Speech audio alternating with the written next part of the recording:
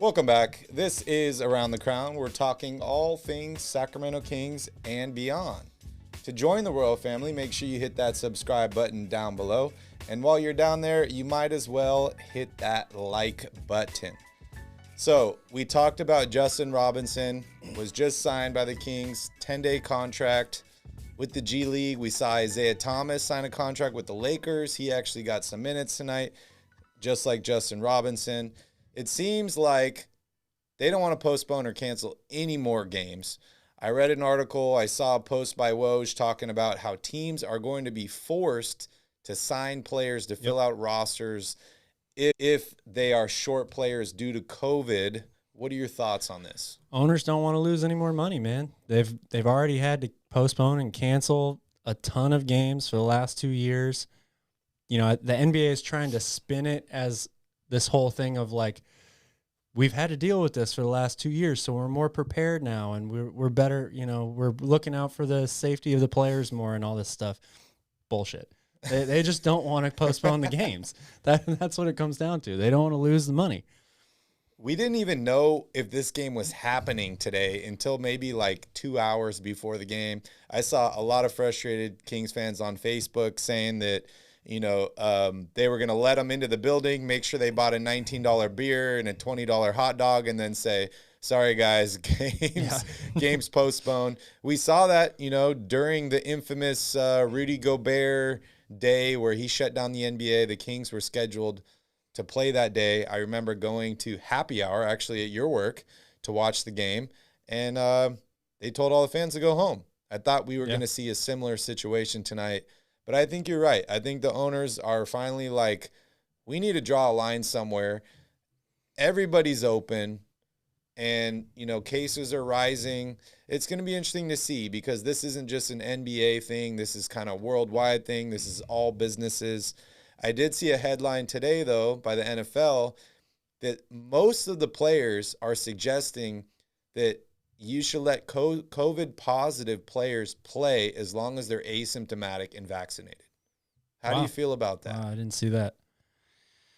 I don't know, man. These are really difficult decisions to make. Like Doug Christie said in his press conference before the game, I would not want to be in any of those positions because they're just really difficult calls when it comes to stuff like that, postponing games, canceling games, choosing to let asymptomatic positive players play. I mean, that's a lot of people would say that's a pretty radical idea. Mm-hmm. So I just don't know. It's a really tough situation that we're all in right now, and it's not going to go away. So it's tough. Whoever's got the answer, I want it because I don't have the answer. And football's a little different. You know, most of these stadiums are outdoors. It's a much bigger field. You know, there's a little distance from the players. They're wearing helmets. They could maybe put a mask on the helmet. I don't know exactly how that would work out. But it is interesting to think about how this pandemic has evolved. And like you said, it's probably not going away anytime soon. You know, you hope that these continued mutations become less and less deadly, less and less troublesome. So then where do you draw the line of like, okay, now COVID is just like getting sick any other way. You could still pass it on to other people, but the death rate has dropped. All these other things have dropped. I don't really know. Yeah, I don't really know either. I mean, the thing that makes a lot of sense to me is to go back to not allowing fans at the games. I realize that doesn't necessarily do anything for the guys on the court, but we're talking about, you know, widespread mass spreading of this virus. And I realize that that's not a realistic option for these owners because, again, that's losing a lot of money. But that's kind of like, if you want to keep playing the games, that seems like the easiest choice to me, right? It's just to say, all right, well, we're just going to keep it on TV, and people can't come to the games right now. Yeah, I thought it was – so this is the third season that we're dealing with COVID. You know, they spent a season in the bubble, and then now we're having – another season still dealing with these issues. But it's weird, right? Like, today I got to thinking, I was like, man, Kawhi Leonard's out this year, but he would have loved playing this kind of basketball because every month or so you get 10 days off. Like we were talking about players were trying to rest. They didn't want to play so many games. They didn't want to play back-to-backs, stuff like this. They want their bodies to last a little bit longer. And the NBA was like, no. Fans are paying to go to these games. We want our stars on the court for the fans to watch. Fast forward a couple years, now the NBA is like, I don't care about the stars. They can miss the game. The game must go on. Yeah. We're bringing in G League players. So then it's like, from a whole fan's perspective, what are we paying for? What are we watching? Right. Why are these games counting towards a record? How do I know my team is this good or this bad? Because half the games or a third of the games that could happen from this point beyond are going to be with G League players. Yeah. Yeah, it's just a shame. I mean, the only positive thing that I can really say about this whole situation is there's going to be a lot of young men who get an opportunity here that they wouldn't have normally gotten. And, a lot of them it's not going to result in long-term success, but for some of them, it probably will. So it is nice to think about it from that perspective, that just the opportunity for these guys is going to be there. Yeah. Yeah, I think that is really, really awesome.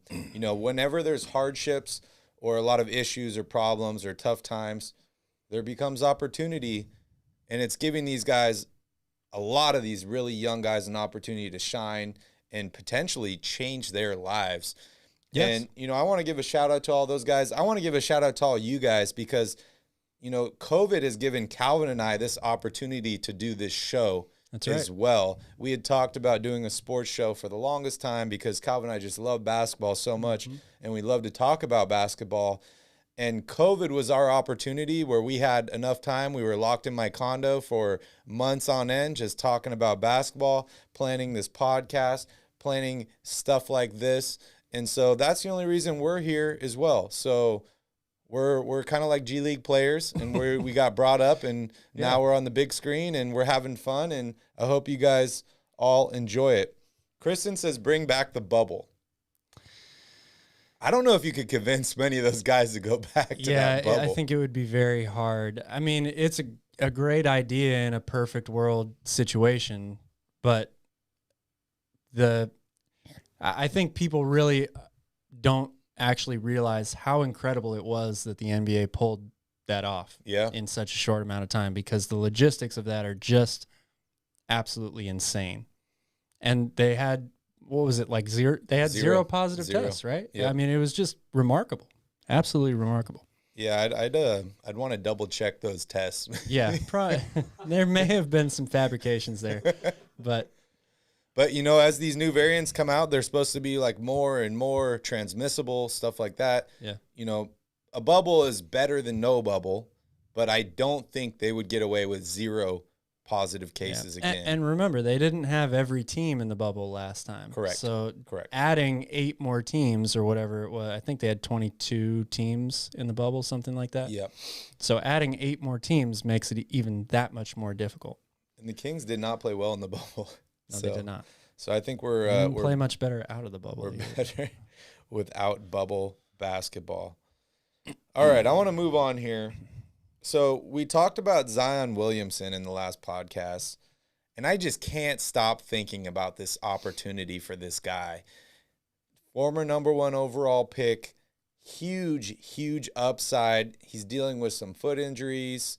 He's dealing with some weight injuries, which, I heard from Shaq and a couple other guys on some other shows where the problem with these lower extremity issues is you can't keep up on your cardio, and you can't keep up on a lot of things where if you already are struggling with weight problems or you have a slower metabolism, it just kind of compiles on top of each other. And then because you have all the weight, it puts more stress on the foot, and it's kind of like a never-ending cycle there. Shout out to Barbary Coast. I love that. I love that. Man. We had a good time there in San Francisco. So I saw an article talking about how Zion Williamson, this season is eligible for a $181 million max extension. Dude has not played at all this season. We talked about him a little bit this morning on the Royal Report. I don't know if you guys watched it. If you did not, make sure you guys check it out. It was posted this morning on this channel, the Royal Report. It's about 30 minutes long. We talk about a week of Kings action all in one. We have a bunch of fun sections where we talk about trades, different players, coaching, all that fun stuff. But I talked about Zion Williamson, and everyone's big knock on him is, oh, he's a big guy. He's got foot issues. This is not good. And one thing I pointed out was you look at a guy like Joel Embiid, who a lot of people would consider probably the best center or one of the best centers in the NBA. At this point, or the same point in their careers, year 3, Zion's already played 3 times as many games as Embiid. Yeah. Maybe Embiid's lucky. I mean, part of it is luck that he's been able to get a little healthier and maintain his health for the most part. But have you changed any feelings? How are you feeling about this Zion Williamson potential? Should the Kings at least pick up the phone, make a call, see what it takes? Well, before I answer that, I'm going to ask you, if you do get Zion Williamson on this team, are you giving him the max contract? I think you after that? I think you have to, and that's the biggest gamble of them right? all. I mean, that's a lot of money to pay a guy that hasn't played at all this year. It really is. And you don't know when he's going to be. I mean, they say he's out another 4 to 6 weeks, but there's no guarantee that he comes back in 4 to 6 weeks. Yep. But you look at poker, right? You're at the table. The Kings are the short stack. And True. when you're the short stack, you got to take bigger risks. True. Okay, so then the other side of that is I don't know what it would take for the Kings to pull off a trade for Zion Williamson. It's probably going to be a lot, though. So then you give up a good portion of your depth to get a guy in Zion Williamson. You give him a max contract. Now you have Fox if you don't have to trade him. Mm-hmm. You have Fox and Williamson on max contracts with very little depth around them and not a lot of money to fill out the roster. Are the Kings in a better situation if they do that? Maybe not at the time, but the whole purpose of signing him to this contract extension is to buy yourself a little bit of time and some years to maybe get some more draft picks. If he doesn't play this season, I don't know if that's a horrible thing for the Kings. If they end up having to trade a guy like De'Aaron Fox, maybe a 3-team deal or something like that, to get him, they're going to lose some more games. You and I have never been pro-tanking, but if you look at the roster in the end of the year and you're like, I got Zion, I got Davion, I got Tyrese Haliburton, and I'm getting a top 5 pick in the draft, that gives you a little bit of a direction and some guys to build around for the future. Yeah, you're right about that. I mean, a healthy Zion Williamson is, people like to use the term unicorn. I mean, he is one of those guys. Like he's so unique and can dominate on the basketball court. So it's a big risk versus reward thing. I just would be interested to see what I would have to give up in order to get him. Yeah. Yeah, it's definitely very interesting. I see all you guys in the chat commenting. Doesn't seem like anybody is totally in on Zion. And I'm not saying that I'm totally in on him either. I'm just saying when you're in a position like the Kings, sometimes you have to take a little bit of a gamble to get a higher reward. Yeah, for sure. Speaking of which, Calvin and I did an NBA 2K rebuild on PS5 last night. We had a lot of fun streaming it. Make sure you guys check it out. 2 years, we made it to the finals. We won a championship.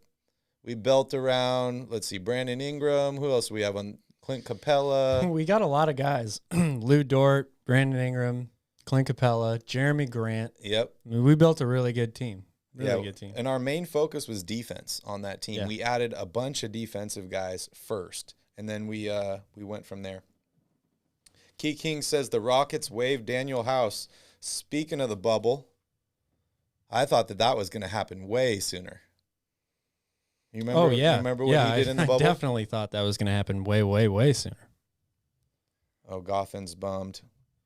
Sorry, man. We should have let you guys know in advance, but we'll do another NBA 2K rebuild with the Kings. Why not? As long as they continue to do worse and worse. We love rebuilding the Kings. We want them to make it to the playoffs. I think I'd love to be a GM eventually one day. It's a very, very high goal. I don't think it's achievable, but I think it'd be fun, and I get to pretend to be one when we're playing 2K. Yeah, it's a lot of fun. So Gothan, I don't know if you have a Twitter account, but you should follow Royal Rebounds. Excuse me, Royal Rebounds on Twitter, because I tweet before we do anything on this channel, whether it's a post-game show or a 2K rebuild or anything. So you'll always have an update. Royal when we come on. Rebounds. Yeah.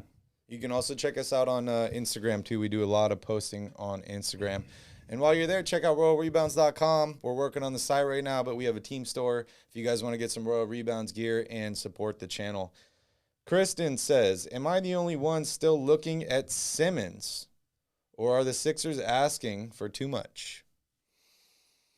Well, the Sixers have been asking for too much through this whole process. That's the reason he's still in Philadelphia, ultimately, I believe. I've said my piece on Ben Simmons so many times. I'm sure you guys know it at this point. I'm not totally opposed to trading for Ben Simmons, but I don't want to trade De'Aaron Fox for him. That's all. Vinny, it's getting kind of hot in here. Can you turn up that AC? Man, I'm sweating over here. We're talking about Ben Simmons and all I these wear guys. a sweatshirt in here because Barry likes to keep it at like minus 10 degrees in here, but it is kind of warm right now. It's Hawaii, dude. It's humid. It's hot. We're talking about stuff. We're drinking beer. I think I ran out of cold beer. Yeah, I know. So probably you should why. thrive in those conditions because you're used to it, not when it's, Arctic. Arctic yeah, cold. Vinny, in grab us a couple beers, please. That would be awesome. Thanks, Vinny. He is the man behind the scenes. He makes it all happen. As far as Ben Simmons, I think that the asking price for Ben has gone down from what it originally was. How could it not? That's because the Sixers have been playing really well, and mainly because Tyrese Maxey has been playing incredible. So, yep, knew it. Called that on draft day. As long as he continues to play well, thank you, sir. As long as he continues to play well, can you hand me that opener?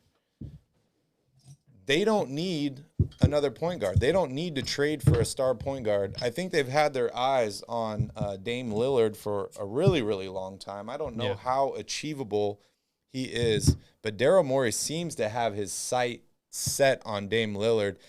But if Tyrese Maxey keeps playing the way he's playing, maybe they end up flipping Ben Simmons for a couple pieces that help this team compete and get a little bit further.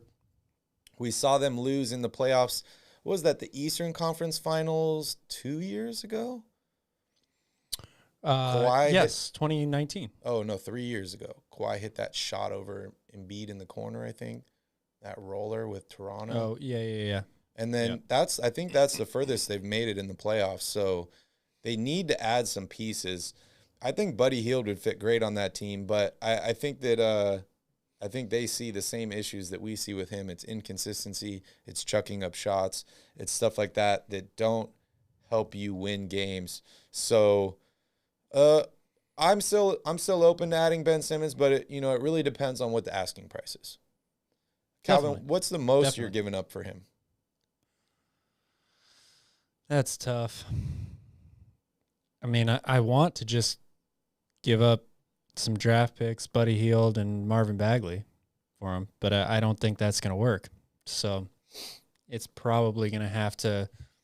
You're right, though. Tyrese Maxey is the wild card here. I mean, the Kings' best options. Vinny, you're a star, man. We got a beer, man. We're official. Yeah. The Kings' best assets are all point guards. Yep. So I don't know how much Philadelphia values those with how well Tyrese Maxey is playing right now. Yeah. Scooby-Doo. That's why we didn't. Buddy Barnes and a first for Simmons. Yeah, I like that trade. I still think the Kings' biggest area of need is overall wing depth. So, I would like to not have to give up Harrison Barnes for Ben Simmons, but if that's a deal that Philadelphia would do, I would probably do that. The baby says I'd give up Bagley, Buddy, Davion, and a pick or two. It's a lot to give up. I mean, it's just one of those things. If Ben Simmons was playing right now and I got to see what he looked like on the court, it would be a different story. I would have a lot more confidence in dealing for a guy like that. But the way he's played himself out of this whole championship team, because Philadelphia was a championship caliber team when he was playing. Yeah, but then you're never going to get a good deal. You know, it's like going to a car dealership. You're going to buy a car. If the car's running well, it's still got the warranty, it's got low miles, it's got everything you want, all the bells and whistles, the features, you're paying top dollar for that car.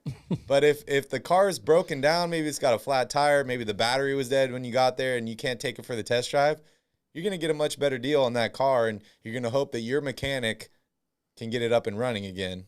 So you trust the Kings mechanic is what you're saying? I mean, I like Rico Hines. I think Rico Hines can do a great job, but I really don't know. You got to take Ben Simmons to a mechanic beforehand and figure out what the real problems are, because I don't know what the problem actually is. Yeah, see, that's the biggest issue with Ben Simmons is no mechanic is going to diagnose him and say, this is the problem, you need to fix that. There's so many question marks. Yeah. You can't see what's inside a guy's head. Not until after they're dead and you know they have CTE. But, it's so tough. And I see a bunch of you guys talking about, giving up potentially Davion. It's so tough because, as Calvin mentioned, we have a ton of point guards on this team. We have Fox. I love Fox. We have Tyrese. I love Tyrese. We have Davion. I love Davion. I don't want to give up any of these guys, but honestly, all three of these guys are probably not in the future plans for the Kings, because if they play well enough, like you want all your players to play, they're all going to get big contracts, and you can't pay three guys big contracts that play the same position. Yeah. And, you could say, well, Davion's going to be the backup, De'Aaron's the starter, Tyrese is playing the 2 now, but I don't know if that's long-term success with that. I like Tyrese handling the ball a little bit more. I think you're right. He needs to be more aggressive. But, tonight was a little sneak peek on that. And it'll be interesting to see, because the Kings have a few more games, assuming nothing gets postponed, assuming Tyrese's back is feeling okay and he doesn't have to enter these COVID protocols. Tyrese is running the show for the next couple games. So it's going to give us a good look at that. I really wish Rashaan Holmes would come back soon, because we could see that awesome chemistry between him and Tyrese actually getting to dominate the ball. And that moves me on to my next topic. Have you heard anything about Rashaan Holmes and his eye injury? I have not. Because I've been looking. I can't find anything anywhere. A week ago, they said he was going to miss 2 games. I think it's been 4 games now since that point. I don't think it's an actual problem with the eye. It's a laceration above the eye. Yes. So, getting a tattoo, which is similar to having a cut or a scratch or something, it takes about 2 weeks for that to heal. Maybe he's out another week. Depends on how bad the cut is. It could be a lot worse than a tattoo. Yes. And I saw him with an eye patch, posting pictures online with an eye patch on. Yeah. So that tells me that he's got the eye taped closed so that it can heal, so it's not moving up and down. It's a tough spot where that cut is. Yeah, very tricky. But he's very lucky that his eye was closed, because if it was open, this would be an entirely different story, and we might have the next Amari Stoudemire on the team, which is wild. I don't know if you guys know anybody that's had a serious eye injury or a detached retina or something like that. It is crazy. Like, if you have a detached retina, you literally have to sit or lay down in this chair with your face facing down for 10 plus days and not move. You're not allowed to move. You're not allowed to get up. You basically are stuck and let it reattach itself, which is got to be even crazier mentally, because, we had to quarantine for 10 days before. Imagine doing that, but you can't leave your laying down position. Yeah, that would be awful. That is crazy. Strongest muscles in your entire body are in your eye. Yeah. All right, we're about 15 likes. Make sure you guys smash up that like button. We're halfway to Calvin taking a shot at Crown Royal. 15 more, and here we go. Sorry, I got to catch up on the chat here. Let's see. Brendan, good to see you here. Tyrese should be the one with Fox at the 2. Fox has got to shoot a little bit better to play the 2. What's your thoughts on that? I don't think you have to define either one of them to a position, a number. I think that you just have to have the right system in place that allows both of them to do what they do best. And when it comes to Tyrese, there's so much to like about him as a player. But, man, if he could just have a real left hand and stop traveling, I would say take him over Fox. I'd be okay with trading Fox. Yep. Because if he could finish or drive with his left hand, and I didn't have to worry about him shuffling his feet for every shot and every time he catches the ball, he's a really, really, really good point guard. Really, really good. Yeah, he is. He is a really, really good point guard. Fred said he just ordered his first Royal Rebounds shirt. Congratulations, Fred. Which one did you get? Oh, man. We're going to take a shot for you here, Hell both yeah. of us. Hell Fred, yeah. Fred, you know the way to our hearts, I guess, or our liquor. I don't know. One or the other. It's connected to our hearts as well. You know, they say a shot a day keeps the doctor away. I feel like shoe nice. I got to like show the bottle, right? Like, oh, this is real. The cap is on. You know, this is not apple juice. It's true. Don't do this at home. Juice. Don't drink and drive. Vinny, you want one or are you good? No Crown for you, huh? All right. Oh, yeah, you got to drive. Fred, which shirt did you buy? I'm curious. All right, to Fred.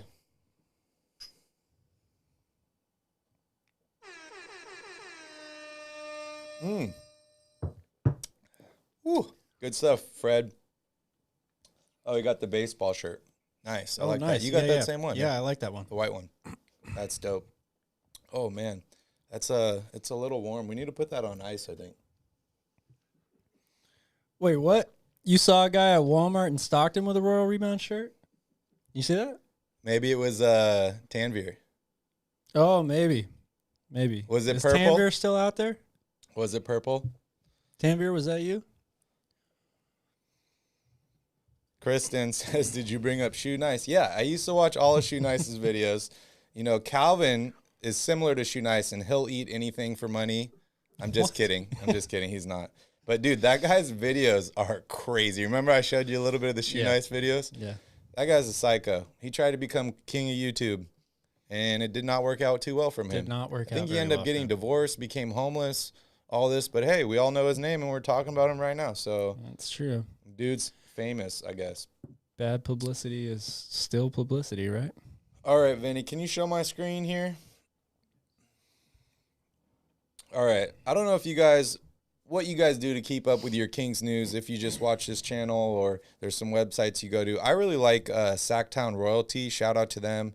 They do an awesome job. They got a lot of stuff posted here. But I just want to show you this article here since we're talking about Ben Simmons. It says Sacramento Kings remain a likely destination for Ben Simmons. Let me go out a little bit so you guys can see that. The Sixers are reportedly looking for a top 25 player in exchange for Simmons. I think that still means De'Aaron Fox. I would say he's pretty close to a top 25 player. I think De'Aaron Fox is a top 25 player. But I think that's probably the guy that it would take to make it happen.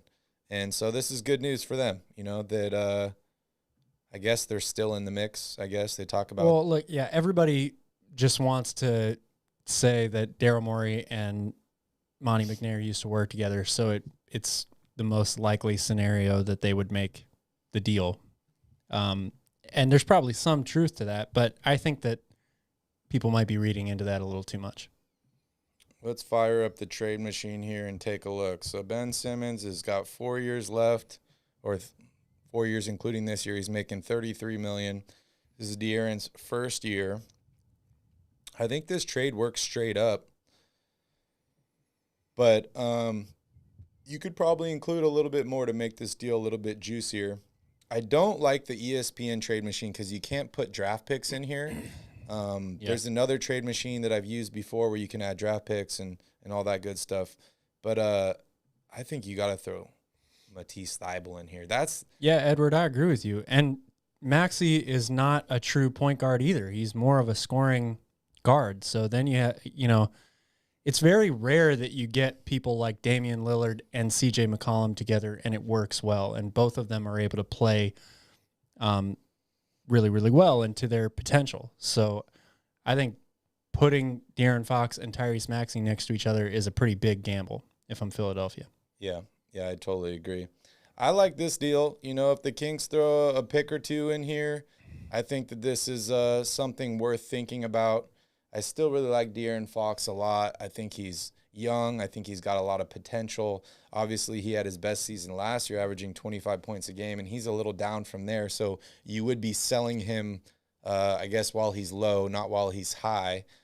But it just brings me back to that whole thing with all these point guards we have. They're not all going to coexist together.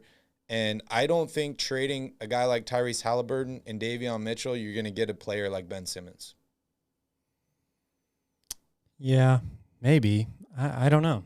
I really don't. All right, Vinny, you can cut my screen there. Philly would definitely want Buddy for his shooting. I mean, I'm willing to give up Buddy. I am. I mean, I'd rather give up Buddy than Fox, but if I'm Philadelphia, I'd rather have Fox and Buddy Hield. And they both make a lot of money. So if you're going to throw Buddy Hield and Fox in there, then that means Philadelphia's got to put some more pieces in there too. And I don't think they have a lot of salary to shed. They like guys like Tobias Harris. They like Seth Curry. You know, none of those guys I think are available. So the baby daddy says, can we get Seth back? Yes, I would love to have Seth back. We would definitely love that. I loved his defense. I loved his shooting. I thought he played great for the Sacramento Kings. Well, if you thought he played great for the Kings, you would definitely love him now. I know. I mean, the guy has totally improved. Yep. All right, we're going to take another quick break here, and when we come back, we're going to take a look at the Kings' next game in week of basketball with Kings Crusade.